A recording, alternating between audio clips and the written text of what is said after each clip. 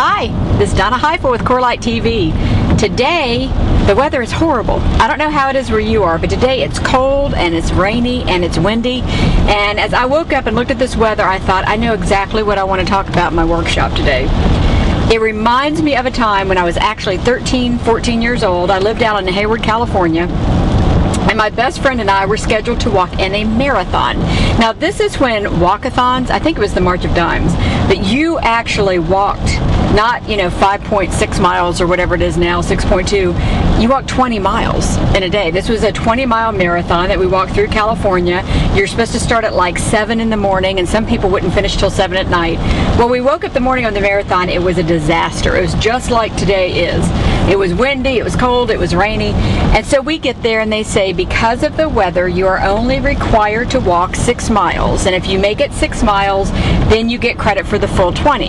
And the reason that was is in that day and time, people would pledge like a dime per mile or something, an amount per mile, so it mattered how far you went. So we decided we were going to walk, and we were going to make it the full 20. And everybody said, no, that's ridiculous. You only need to make it 6. No, we were going to make it the full 20. So we made it the first 6 miles, and let me tell you, it was miserable. I mean, we were drenched. We were cold. Half the tables that were supposed to be set up to take care of you weren't even out there. But we got to the 6 mile mark, and my friend looked at me and begged me to stop. And I said, nope, we're going to make it the full 20. We're going to be able to tell people we did it. Well, here's the problem. Number one, 14 more miles is a lot of miles. And I had to figure out the 14 for a second, sorry.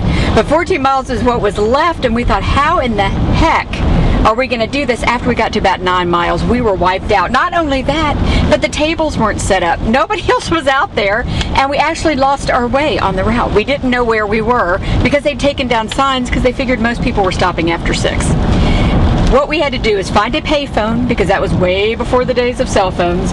We had to call our parents. We had to explain where we were. We had no idea. We're 14 years old out here and we're lost.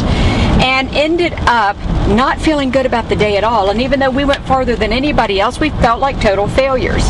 Now, why am I telling this story? Because I see this happen a lot of times in sales and with salespeople.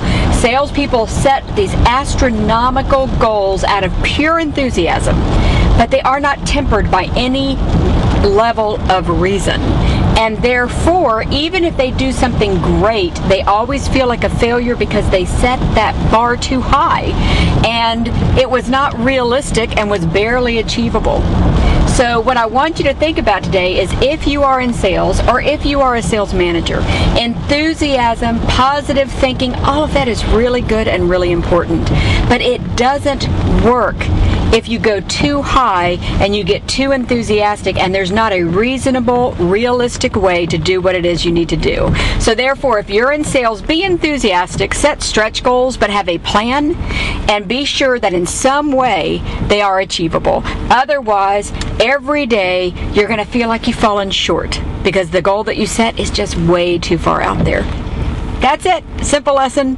Rainy day. Hope you're having better weather. We will see you next week on Corplite TV, where we believe in the power of light. Thank you.